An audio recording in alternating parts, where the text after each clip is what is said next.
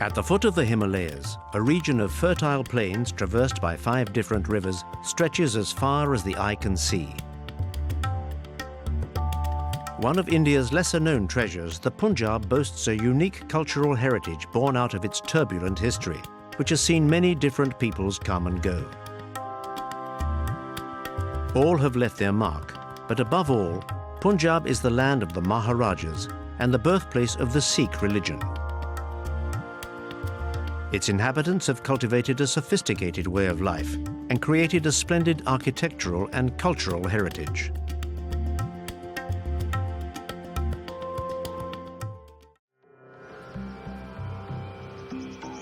Situated in the northwest of the Indian subcontinent, the Punjab takes its name from the 5 rivers which irrigate the plains.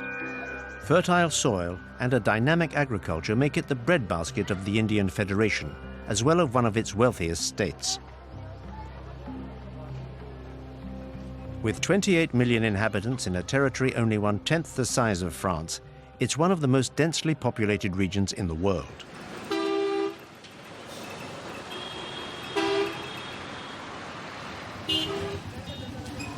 Its inhabitants, the Punjabis, differ from the rest of the Indian population by their religion, Sikhism. This monotheistic faith was founded in the 15th century on the teachings of 10 gurus and preaches wisdom and tolerance. We're in eastern Punjab, at Anandpur Sahib, one of the main Sikh pilgrimage sites. This city is known for its magnificent temple, the Takht Sri Keshgarh Sahib. Dominating the main square, this splendid marble and gold monument flies the orange flag, which is a symbol of the Sikh community.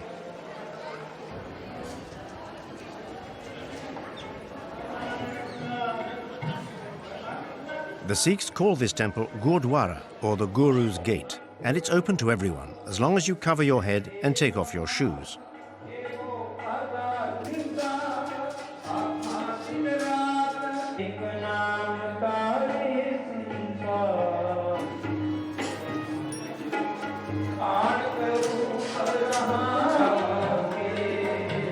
Inside, the Granthi, or priest, conducts the ceremony to a background of traditional music, devotional hymns accompanied on harmonium and tabla.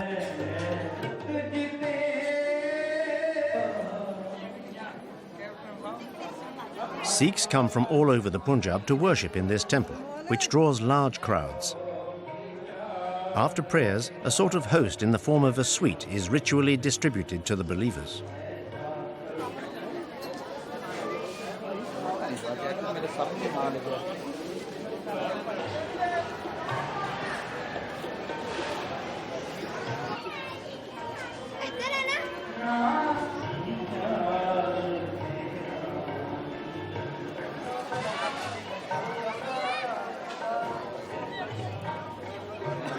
But the temple at Anandpur Sahib is not a Gurdwara like any other.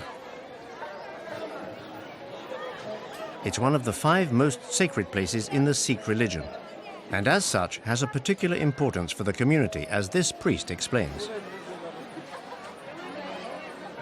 The temple behind us here is where the 10th Sikh Guru created the martial order of the Khalsa. He gave baptism to the Sikhs and asked to be baptized in turn.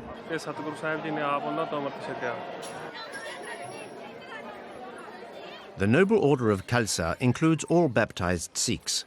They must at all times wear the attributes which demonstrate membership of the order. Men must have long hair and a beard.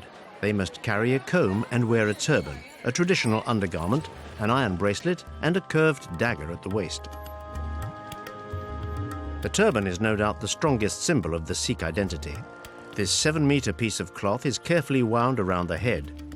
It exists in different colors, but the most common are blue, white, and saffron, which symbolizes courage. Beyond its religious significance, the turban is of major cultural and social value. To remove a Sikh's turban is a serious insult.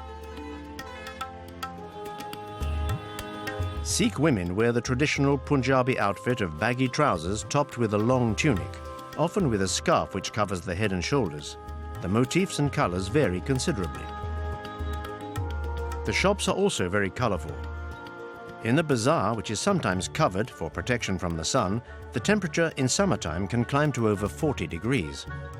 The shopkeepers of Anandpur Sahib make the most of the influx of pilgrims by selling souvenirs and trinkets made by local craftsmen, as well as traditional objects such as these steel bracelets, which are one of the external articles of the Sikh faith and a symbol of attachment to God.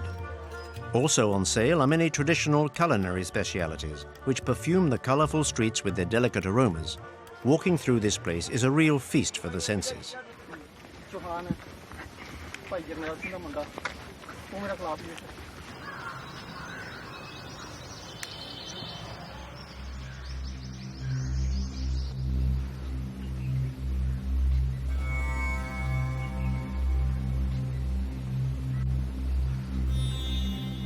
All around the city of Anandpur Sahib are a series of forts built by the Sikhs for protection against invasions, especially by Mongols and Afghans, who made repeated attacks throughout Punjabi history.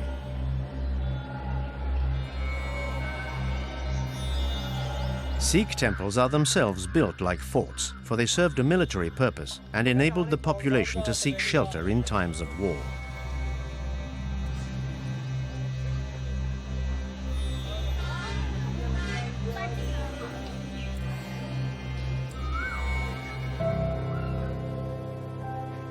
Known as one of the most ancient cradles of civilization, India has always attracted unwelcome attention from conquering peoples. It is even said that Alexander the Great's long series of conquests was brought to an end here in the 4th century BC. The clear view from up on the ramparts stretches to the Himalayan foothills, so enemies could be spotted a long way off.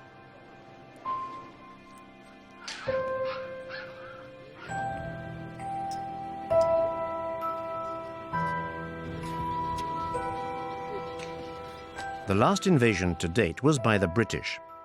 It came to an end with the traumatic partition of India in 1947, which split the Punjab between India and Pakistan.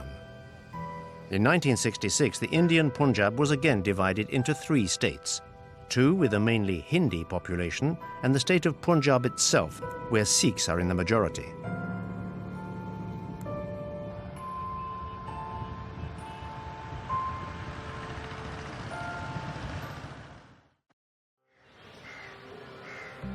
The British were not the only ones to leave their mark.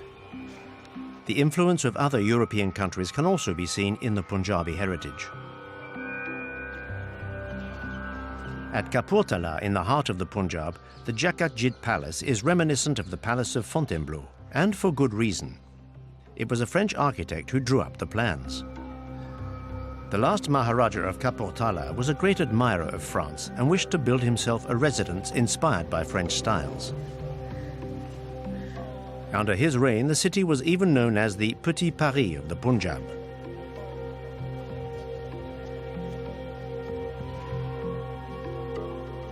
The Jakak-Jit Palace does not seek to deny its Indian origins, however. Inside, the decoration of the ceiling, the mouldings on the walls, and the door surrounds are magnificent examples of Punjabi refinement. In the main hall, where the Maharaja received his guests, the paintings on the walls bear witness to a bygone era. Today, this stateroom is used as a library. The palace now houses a prestigious military academy which trains the elite of the Indian Army.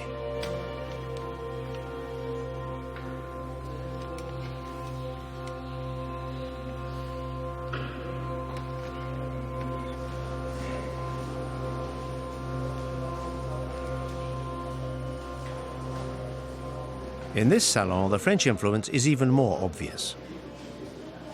We could almost be in Versailles. Here, the Punjabi style blends discreetly with the decor by means of small touches which can be seen in the detail of the mouldings. With its unique fusion of 2 cultures, this monument is considered one of the most beautiful in the region. Outside, the garden again evokes Louis XIV's palace, with this splendid fountain and statues of wild animals. However, to admire the Maharaja's statue, we must go to the courthouse where the sovereign received the inhabitants of Kapurthala. This building, finished in 1889, is strongly influenced by the Islamic style. The Maharaja of Kapurthala was an enlightened monarch who followed to the letter the principles of Sikhism, a tolerant faith which considers that no religion is superior to another. The first founding guru of the Sikh religion was a great traveller who witnessed at first hand the damage caused by the enmity between Hindus and Muslims. He believed that religion should bring people together instead of pushing them apart. He saw the treasure which those two religions held in common, which was the love of God. In his view, whether people were Hindu or Muslim, they were all seeking the soul of God, and so he used the Sanskrit word Sikh, which means disciple.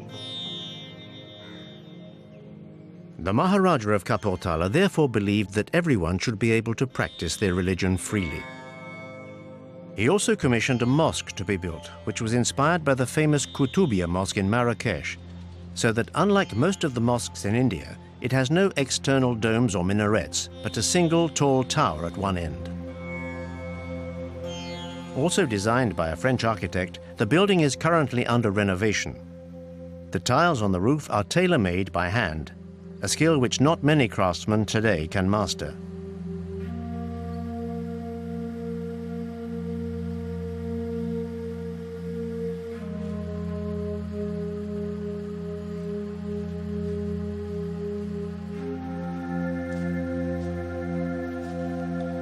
The Imam relates some of the mosque's history.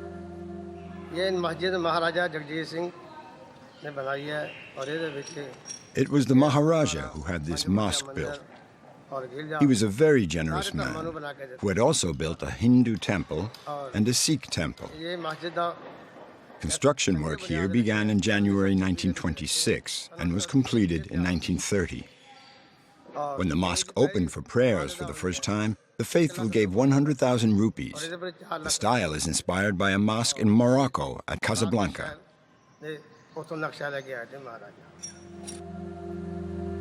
The elegant Kapurthala mosque will soon be restored to its original splendor.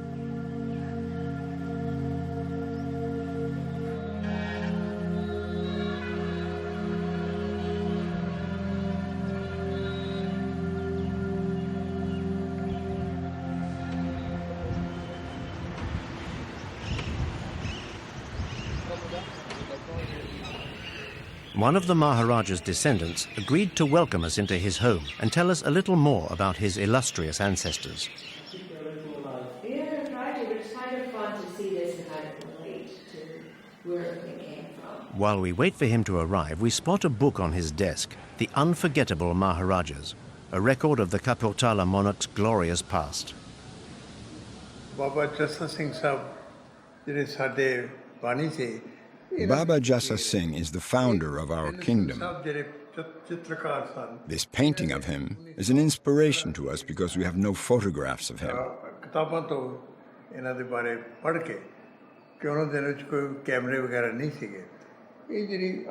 And here we have Jassa Singh's saber. It weighs about 4.5 kilos. That gives you an idea of what this man was like. Imagine you're on a horse. In one hand you're holding the reins, and in the other, this saber. That proves his strength and his bravery. Italy, Ethiopia, Cuba. All these medals were awarded to my grandfather. Few men have received so many medals in their lifetime. The portraits of the Maharaja's family hanging on these walls are a way of paying homage to his forefathers.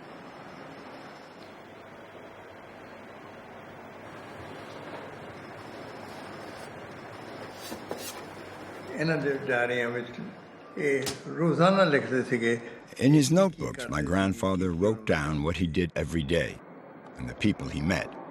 Paris, Friday the 3rd of June. Paris, Friday the 10th of June.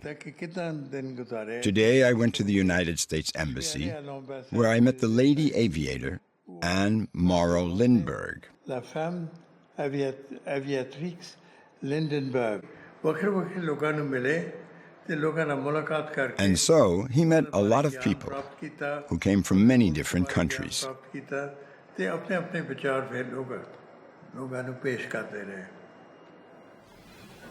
Looking at these old family photos, souvenirs of a glorious past that is gone forever, the Maharaja seems filled with a nostalgic longing, and he remains a proud descendant of this distinguished family.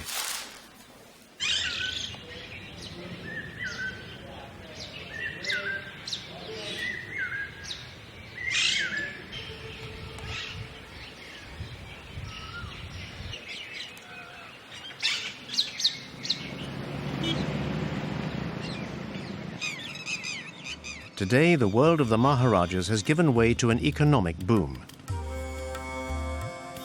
In recent years, the land of the 5 rivers has seen swift and steady improvements in infrastructure.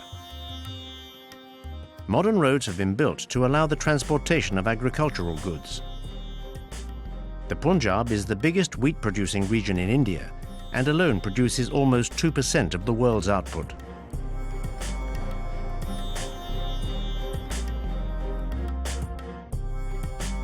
Agriculture thrives due to plentiful rain from the nearby Himalayan mountains and a major network of irrigation canals built mainly under British rule.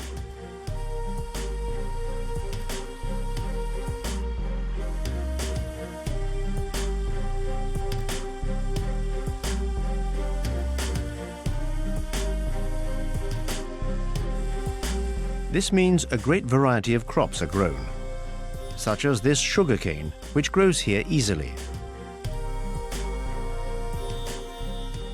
And also the world-renowned basmati rice, as this local farmer explains. Basmati rice is mainly grown in the region of Gurdaspur and Amritsar, and from here it's exported to the whole world.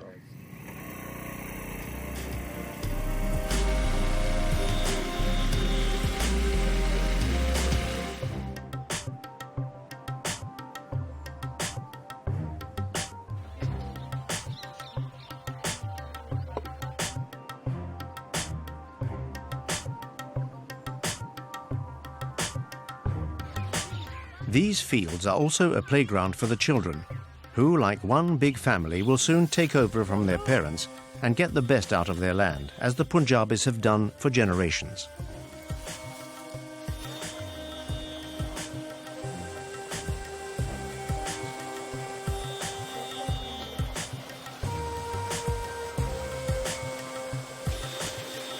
In 1947, at the time of Indian independence, the country's food situation was appalling, and many predicted that things would only get worse.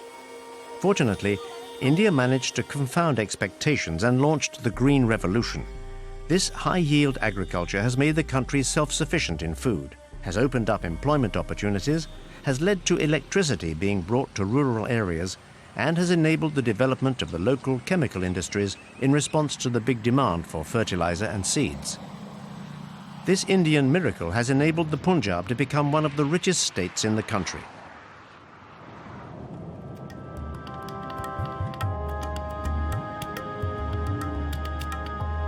The Punjab's population is still mainly rural, but the cities are also densely populated.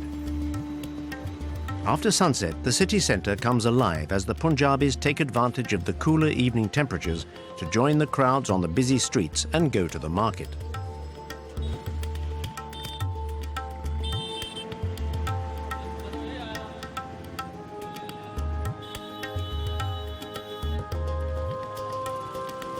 The results of the Green Revolution can be seen on the market stalls, which are overflowing with all sorts of goods. A variety of fruits and vegetables, spices of every kind, and many different culinary specialities are on display to tempt the passers-by.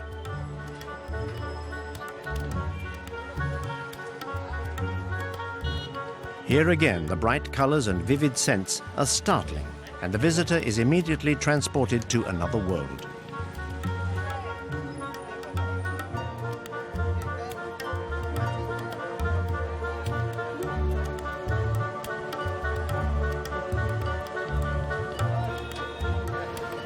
There are so many things that make a visit to the land of 5 rivers an unforgettable experience.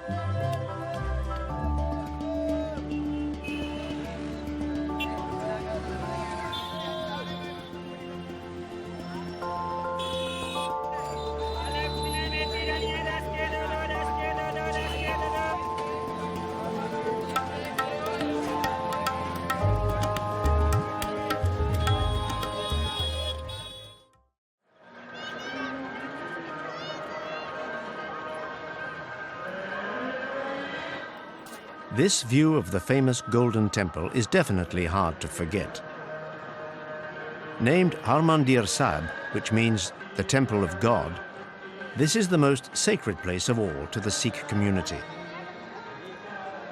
In northwestern Punjab, near the frontier with Pakistan, it's in the city of Amritsar, which means pool of nectar.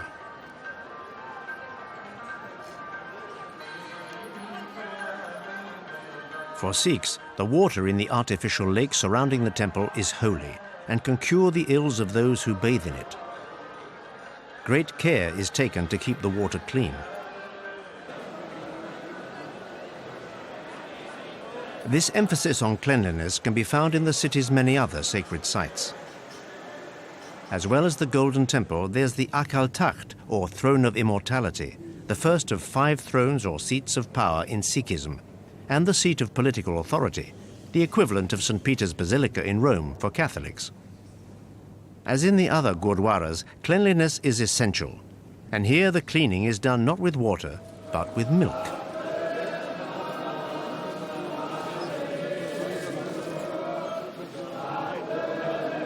Many Sikhs come to listen to the prayers broadcast on loudspeakers.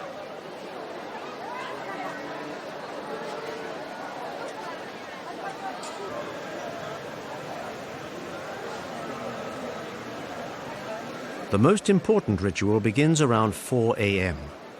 The Sikhs' holy book, the Guru Granth Sahib, is taken from the Atal Takht to the Golden Temple. These 2 holy sites, although situated just next to one another, were not built to face one another in order to make a clear distinction between spiritual and temporal authority. The holy book is handled with great reverence. Kept in a solid gold carriage, it is carefully prepared each day in a precise ritual, as if it were a living person.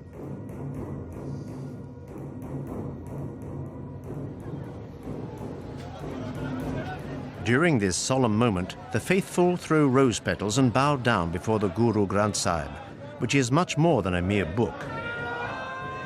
Before his death, the 10th Guru, Gobind Singh, warned the Sikhs that there would be no more living gurus to come after him. The sacred book is in fact the 11th and final Guru. It's thus considered to be a living person, an eternal guide and supreme spiritual authority.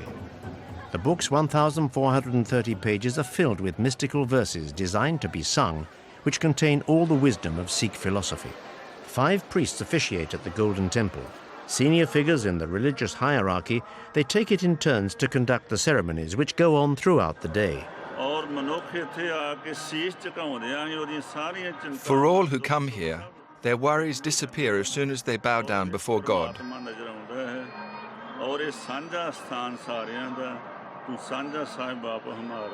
This place is for everyone because God belongs to everyone. Anybody can come here.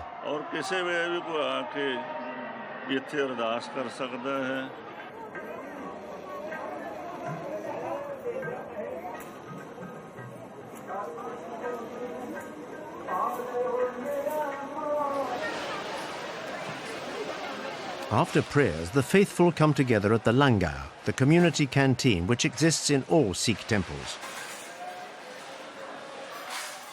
For the gurdwaras are not just places of worship, but also places for community life.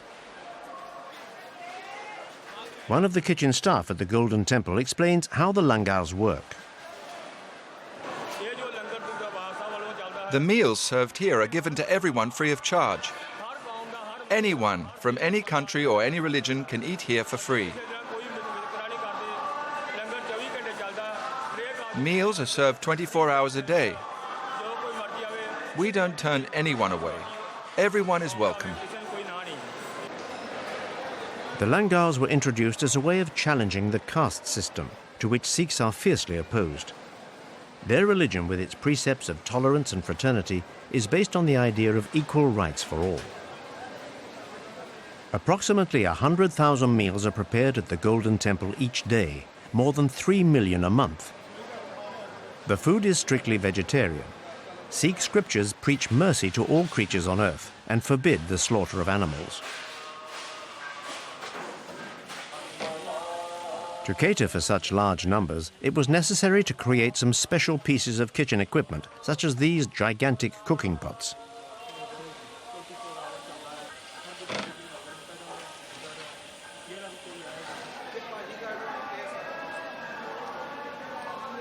Although some people have paid jobs at the temple, the majority of the people working here are volunteers. Voluntary work is very common in the Punjab. In fact, it's a Sikh's duty to contribute to community service. There's a real social mix here. And you don't need any qualifications to work in the kitchen. Everyone, men and women, can come and give their time.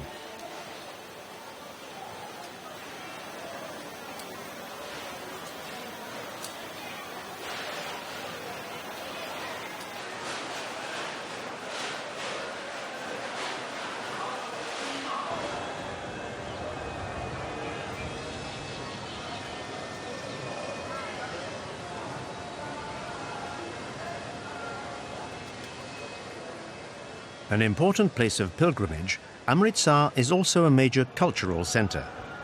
The Baba Atal Tower bears witness to the splendour of Punjabi culture.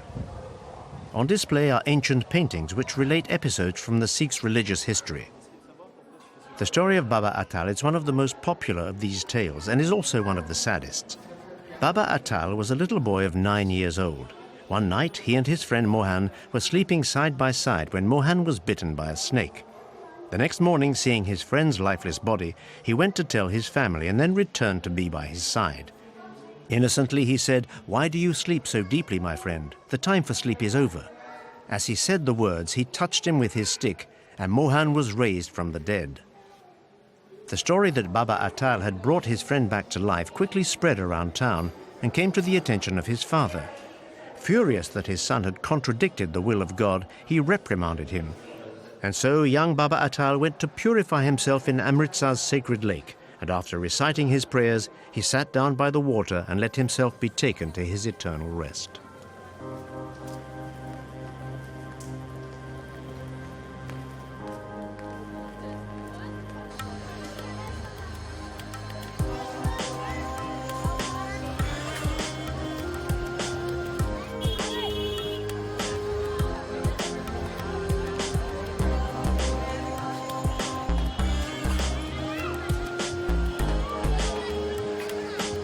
After spending time at the Golden Temple, most of the visitors stroll through the city to take in the picturesque little streets of Amritsar, which are often jam-packed with rickshaws.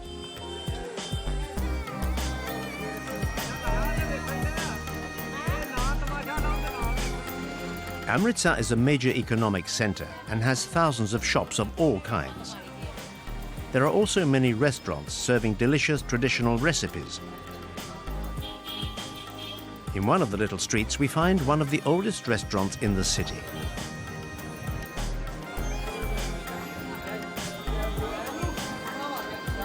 A regular customer describes what makes this place so special.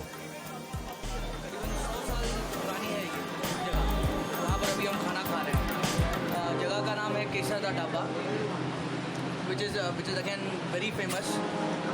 बहुत ही प्रसिद्ध है ये केसर का ढाबा और खाना वगैरह बहुत अच्छा लगा मुझे केसर का ढाबे का एंड लस्सी बहुत ही अच्छी है lassi pure Punjabi For the last 100 years, this restaurant has been serving typical vegetarian specialities, including parathas and naans, breads which are now appreciated the world over. It's an experience not to be missed if you want to sample the delights of high-quality Punjabi cooking, which is among the best in India.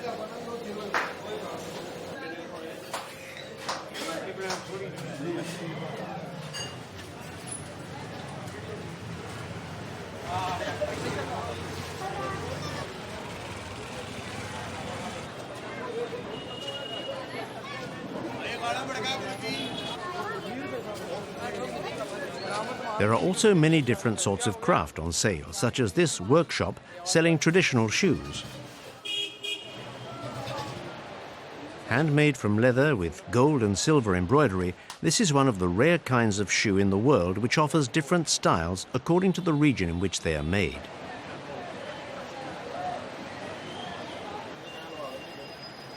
That's why there are so many to choose from.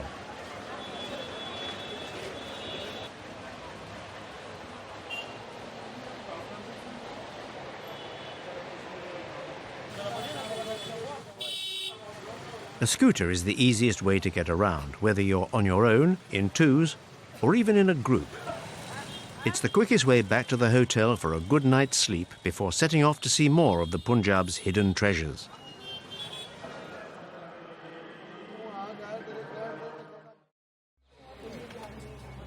Our journey continues in the south of the region and the city of Patiala.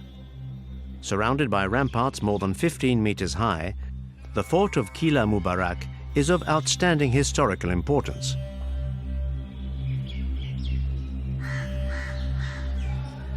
It is in fact the first building constructed by Baba Ala Singh, who founded the city in 1763 and was its first Maharaja. The fort's construction was completed by his descendants.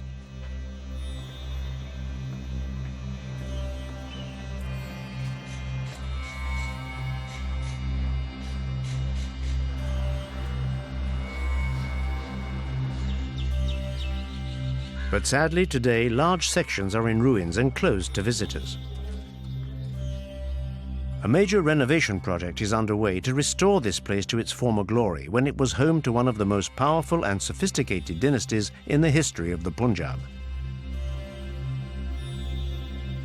If confirmation were needed, we can simply admire the refinement of these ivory moldings.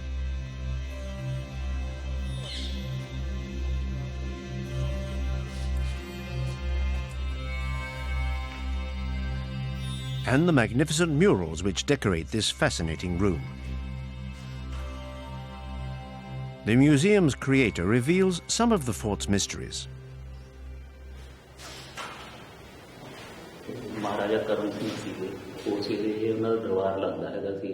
This is the small reception room where the Maharaja Karama Singh received his closest counselors.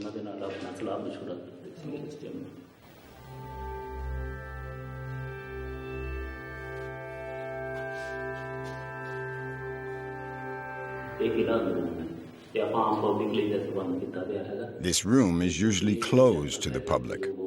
It's only opened in exceptional cases because some of the paintings on the walls are very rare and can be seen nowhere else.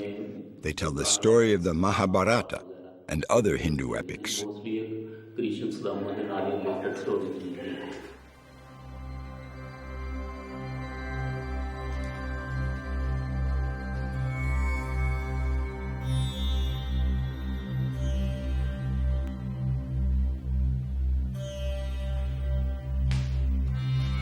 All of the decoration was carried out by exceptional artists and craftsmen, brought specially from Rajasthan to work for the Maharaja.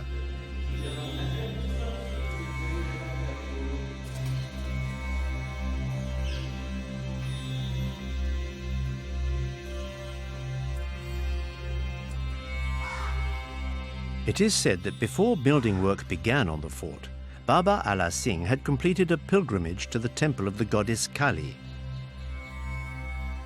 He returned with a sacred flame and the fort was built around it. The candle still burns here today, as it has continuously for more than 200 years.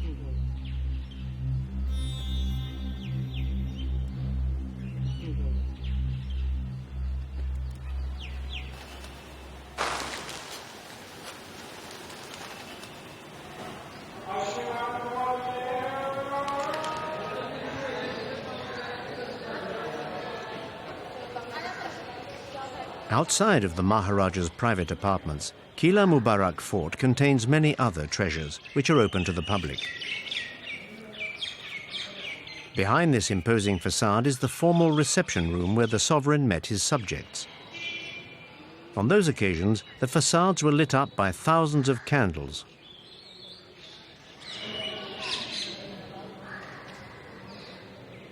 We can only imagine how magnificent the courtyard must have looked.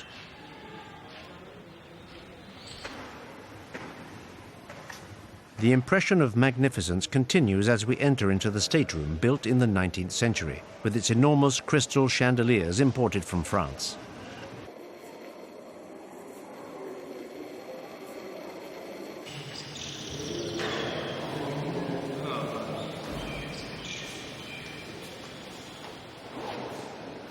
Today, this gallery has been transformed into a museum which tells the story of the Maharajas of Patiala through paintings and objects of the period.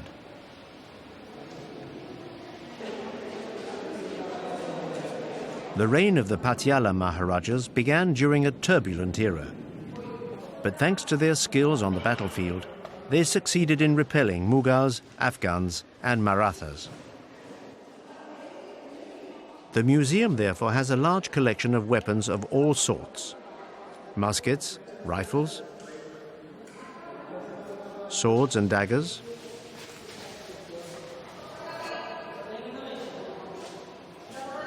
axes, shields, and some exceptional pieces such as weapons made from jade, believed to have been made for Guru Gobind Singh, the final guru and founder of the Khalsa order.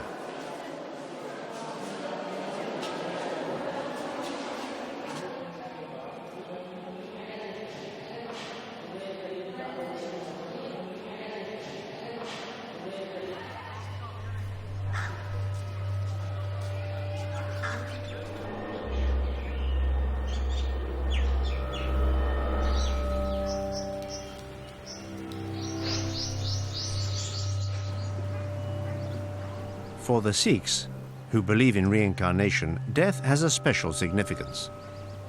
There are no cemeteries as such, but this place is the nearest thing to it. It's where the bodies of the Maharajas and their family members were cremated in the traditional way. The place is still protected because when a descendant of the family dies, he or she will be incinerated here just as their ancestors were.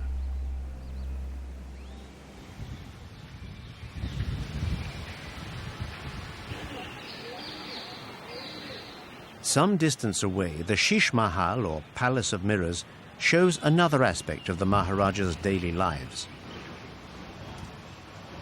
Originally, there was a vast pool of water next to this magnificent palace, which was a summer residence for the sovereign and his court.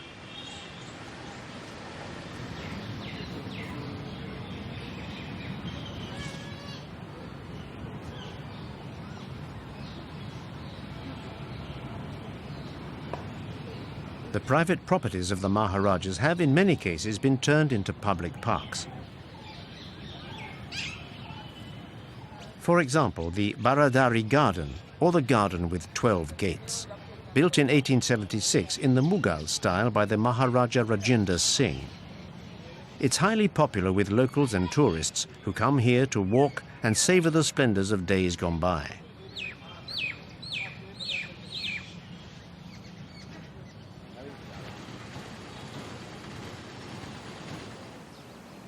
Patiala is also home to a temple dedicated to the goddess Kali. As in most Hindu temples, the faithful sound little metal bells hung above the entrance to announce their entry.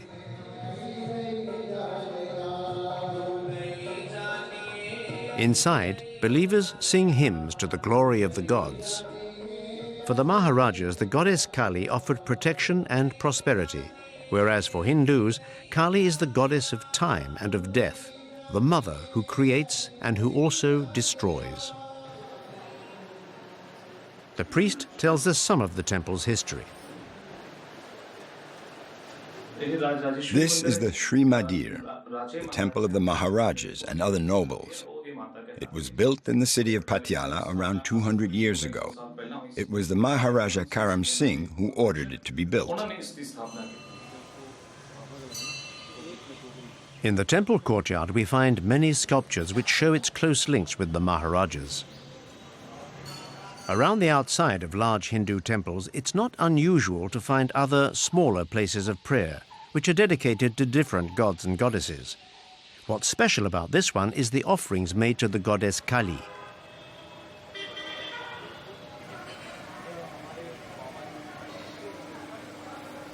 The believers, most of whom are completely teetotal, pour alcohol onto the sacred fire.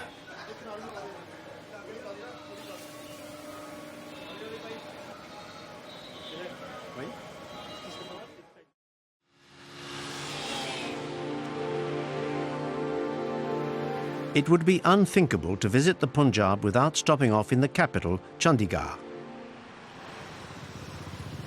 This modern city was built on the southeastern frontier of the state, on the orders of the Prime Minister Nehru, to replace Lahore, which had become part of Pakistan as a result of partition. The new Punjabi capital is world-renowned for its urban design. The master plan of the city was created by Franco-Swiss architect Le Corbusier, and it represents the concrete application of his vision for the modern city. In the Le Corbusier Center, visitors can learn about his ideas and compare them with the reality of his utopian legacy, which is now home to more than 1 million people. Le Corbusier's objective was to improve living conditions in the modern city, which meant that the urban environment must enable human beings to flourish in harmony with one another in 4 major areas: housing, work, leisure, and travel. To make this vision a reality, Le Corbusier gave up on his controversial concept of the high-rise city, and instead designed Chandigarh as a low-rise city, nestling amongst luxuriant vegetation. The Punjabi capital is thus divided into 60 equally sized sectors in which there's a careful balance of housing, shopping areas, workplaces, schools, sports facilities, religious centers, and green spaces. In addition, a highly sophisticated traffic management system keeps noise to a minimum in residential areas, making Chandigarh one of the rare Indian cities in which it is still easy to get around, even though it has twice the population today as was originally envisaged. Everyone agrees that Chandigarh is a pleasant city, in keeping with its symbol of an open palm, which represents unity, peace, and prosperity for all humankind. Home to well-known universities and boasting a literacy rate of 97%, Chandigarh is also a cultural and artistic hotspot. Considered one of the largest public art spaces in the world, the Rock Garden is dedicated to the creativity of the Indian people. This park was built in secret by Nek Chand, a self-taught Indian artist. In 1957, he began to take illegal occupation of a huge piece of land covering 12 hectares, which he gradually filled with 1,400 sculptures made of concrete and covered with broken ceramic tiles, industrial waste, and other recycled materials. Whilst the nearby city of Chandigarh was being built according to the rational principles of Le Corbusier, during the same period, Nek Chand was creating an anarchic parallel world which gives free rein both to spirituality and to the imagination.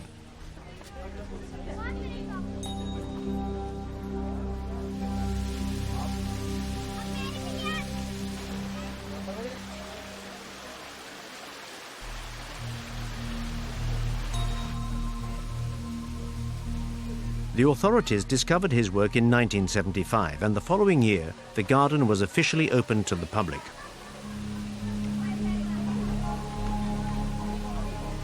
With its labyrinthine maze of stone structures and cascades, it's one of the most visited sites in the Punjab.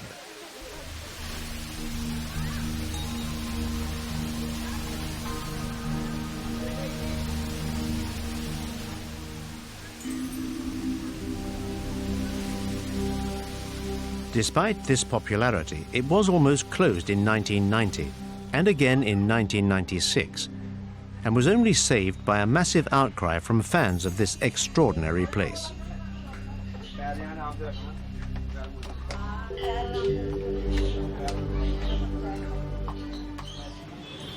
In the Punjab, the demands of modern city life have not led to the demise of many traditions which are centuries old. In the middle of the urban maze of Chandigarh, craftspeople continue more rural traditions, such as this hand embroidery called pulkari, which literally means flower work. This young artist describes her work. I design the motifs, which are then printed and embroidered by hand onto the cloth.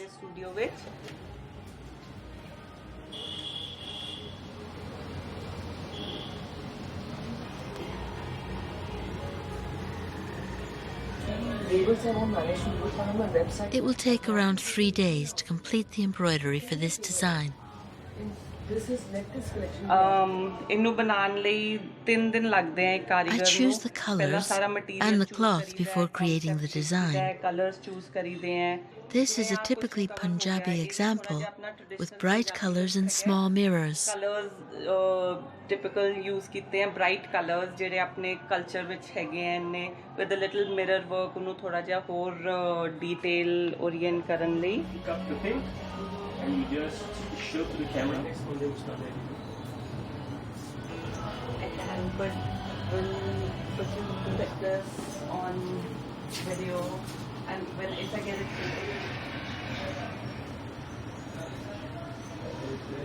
I did these lampshades for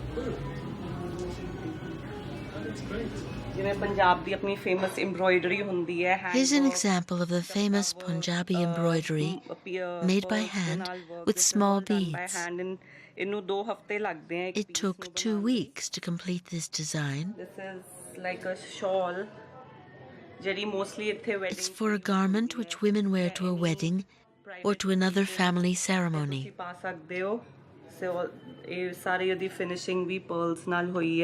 The different designs and techniques of pulkari are not written down, as they've been passed down orally through the generations. Each family of craftsmen could be identified by its unique embroidery style. The textile industry does its best to imitate this art with machinery, but the results are not comparable to handmade pulkari. Another enduring tradition is Kabaddi, a team sport which is probably the Punjabis' favourite leisure activity, apart from cricket. And it's a passion which can send crowds wild. A sort of mixture between rugby and wrestling, Kabaddi is played by 2 teams of 7 players in a match played in 2 halves of 20 minutes each. The teams take turns in sending a raider into the other team's side of the pitch. The raider has 30 seconds in which to tag as many members of the opposing team as possible without being wrestled to the ground, and then return to his own side. If he succeeds, his team wins the same number of points as players he has managed to tag. If he is brought down before regaining his own side, he is declared out, and the defenders score 1 point. The raider is not supposed to breathe during the time he's in the opposite camp, hence the name of the game Kabaddi, which in Hindi means to hold your breath. In 1936, there was a demonstration game at the Berlin Olympic Games. Nowadays, it's the national sport in Pakistan and Bangladesh and is played in many other Southeast Asian countries and even in Japan. The team's coach tells us the centuries-old history of the sport.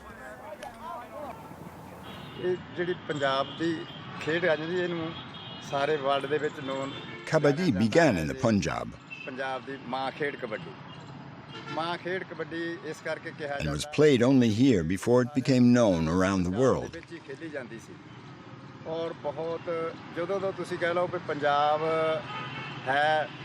It's a game that's been handed down through the generations.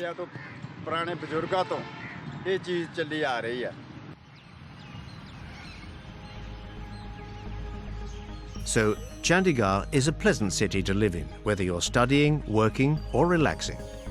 It's a resolutely modern city, but it has not turned its back on nature. The vegetation here is abundant, and the city is full of parks. It's even possible to walk from the north to the south of Chandigarh without leaving a park or other green space. The most famous of the city parks is the Rose Garden. With more than 17,000 plant varieties, it's the largest botanical garden in Asia. As well as many exotic trees and other medicinal essences, it lives up to its name by cultivating around 1,600 different varieties of rose.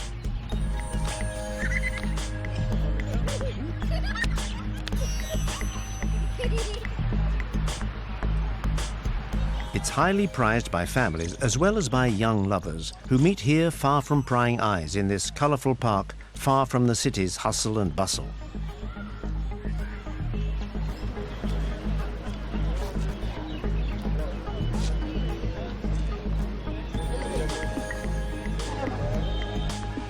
At the end of the day, Chandigarh's inhabitants like to come here to cool down with an ice cream or some fresh coconut milk.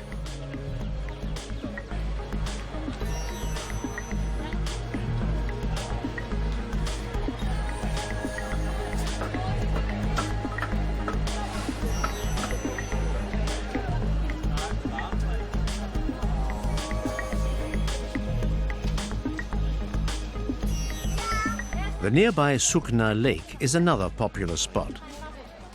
Also designed by Le Corbusier, this magnificent reservoir built in the foothills of the Himalayas is an invitation to relaxation.